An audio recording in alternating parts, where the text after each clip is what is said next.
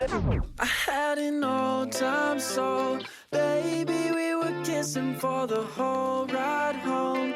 Laying making wishes, it was all night long. You told me you loved me and I sang this song. We have a very exciting day today. Every year Toronto has this festival that goes on called Word on the Street, and there's just a ton of authors and books and talks, and it closes off like a whole block of the city basically. So that's where we're going today and I cannot wait, so let's go. Sang this song. I had an old time soul, baby, we were kissing for the whole ride home. Laying making wishes, it was all night long. You told me you loved me and I sang this song. I sang this song. OB, life in the hills, it ain't all bad. Wait by the phone till you call back. Drove to the beach with the top back, top back, top back. Locked eyes when you drove past. Blonde hair, lipstick in a Maybach. Pretty girl in the city world. Sneaking out the window like we used to. We don't have to hide, but girl, we choose to. Summer 16, you were all that I want. Remember when we used to have those long talks? Late night and sunlight, taking long walks. Underneath the beer, you take it all off. Feeling deja vu. Okay, this is a really cursed angle, but we got blind dates with books and I want to open them now. So this one is fiction and they all just have pickup lines on them. Yeah. So we have no idea what they're actually about. This one is also fiction. But they were $10. You could never forget the summer nights that we spent. I had an old time soul, baby, we were kissing for the whole ride home. Laying making wishes, it was all night long. You told me you loved me and I sang this song. I sang this song. I had an old time soul, baby, we were kissing for the whole ride home. Laying making wishes, it was all night long. You told me you loved me and I sang this song. I sang this song, yeah. I don't want anyone singing to you like I used to, baby. Look in my eyes and deny that you ever felt love this crazy. Doesn't matter if it's in my bed. Take it to the roof and play pretend. Act like this ain't never gonna end. Remember when we used to have those long talks? Late nights and night, taking long walks. Underneath the beer, you take it all off.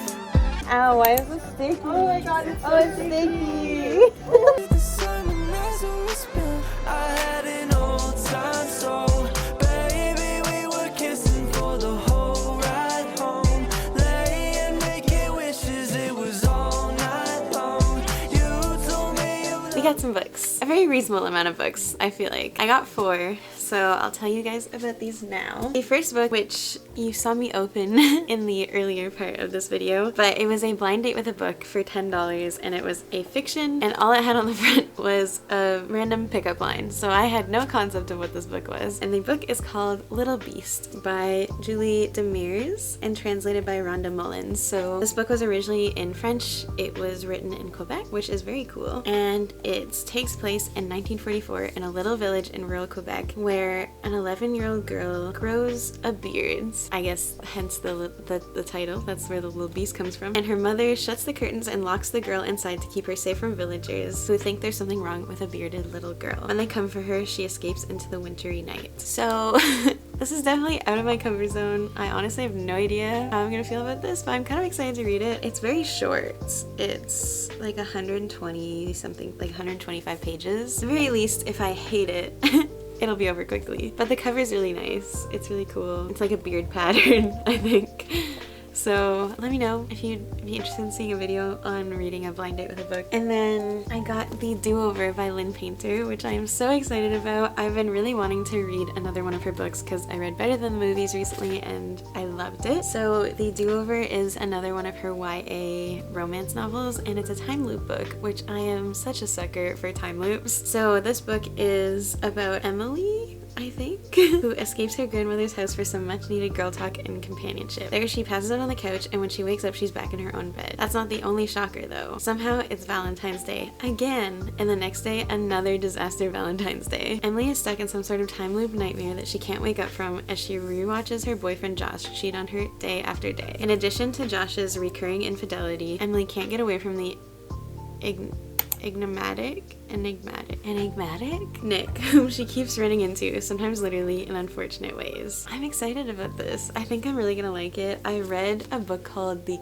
Christmas Wish, which is a Christmas book, obviously, and that was a time loop book, and I really enjoyed it, so I've been wanting to read more time loops. Very excited to get this. I still really want to pick up some of her adult romances as well. The next book, and this is the last book I got at the book festival, was Love and Other Words by Christina Lauren, which I have heard nothing but amazing things about, and I'm honestly shocked that I haven't read this yet. I feel like I'm so late to the party. It's a second chance romance, I think. I've heard it's like kind of like similar to People We Meet on Vacation in terms of like the storytelling. This is about Macy, who is settling into an ambitious, if emotionally tepid routine, work hard as a new pediatrics resident, plan her wedding to an older, financially secure man, keep her head down and heart tucked away. But when she runs into Elliot, the first and only love of her life, the careful bubble she's constructed begins to dissolve. Once upon a time, Elliot was Macy's entire world, growing up from her gangly, bookish friend into the man who coaxed her heart open again, only to break it on the very night he declared his love for her. Told in alternating timelines between then and now, teenage Elliot and Macy grow from friends to much more, spending weekends and lazy summers together in a house outside San Francisco, devouring books, sharing favorite words, and talking through their growing pains and triumphs. As adults, they have become strangers to one another until their chance reunion. So I'm so excited to read this. I really like an alternating timeline book, which I'm reading Meet Me at the Lake right now, which also has like the alternating timeline. I'm enjoying that. I might have to leave some space between them just so I'm not reading two books that are super similar, but I really want to read this one this summer. This is also the first Christina Lauren book that I have picked up. I haven't read any Christina Lauren books yet, so I feel like I need to get on that too, because I know they're such a huge part of the romance genre. I really want to read The True Love Experiment, which is their newest book that just came out, which I think is kind of a sequel to The Soulmate Equation, so I would love to read both of those. And then the last book that I picked up was from Indigo, and that was Yellowface by R.F. Kuang, and I have heard such amazing things about this book. I'm so excited to read it. One, I love the cover, I love the color of it, and it was 30% off too, which was great. And this is about two authors, June and Athena. Athena's a literary darling, and June Hayward is literally nobody. Who wants stories about basic white girls, June thinks. So when June witnesses Athena's death in a freak accident, she acts on impulse. She steals Athena's just finished masterpiece, an experimental novel about the unsung contributions of Chinese laborers during World War I. So what if June edits Athena's novel and sends it to her agent as her own work? So what if she lets her new publisher rebrand her to Juniper Song, complete with an ambiguously ethnic author photo? Doesn't this piece of history deserve to be told, whoever the teller? That's what June claims. And the New York Times bestseller list seems to agree. But June can't get away from Athena's shadow, and emerging evidence threatens to bring June's stolen success down around her. This book is a first-person voice grappling with questions of diversity, racism, and cultural appropriation, as well as the terrifying alienation of social media. Super excited. I haven't read any of R.F. Kuang's books yet, but I would love to pick up Babel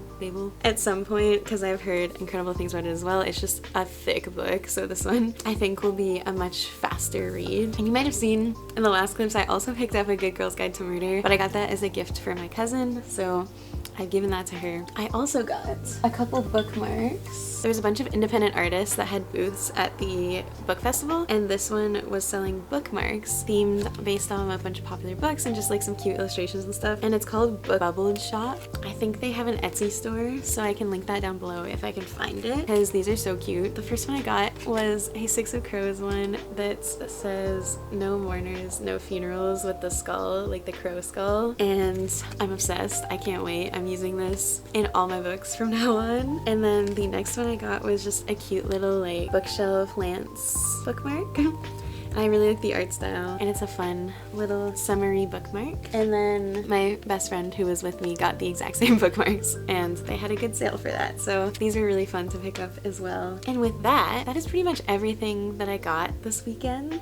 I desperately need to read some of the books I've been buying, but we still have a little bit of room on the TBR section of my cart, so it's okay. Let me know if you'd like to see reading vlogs on any of these. I will probably do one for Yellowface because I'm super excited excited about it, and I've been watching reading vlogs on this. I hope you enjoyed this little bookish weekend book festival trip, and you can subscribe down below for new bookish videos every single week. I will see you in the next one. Bye!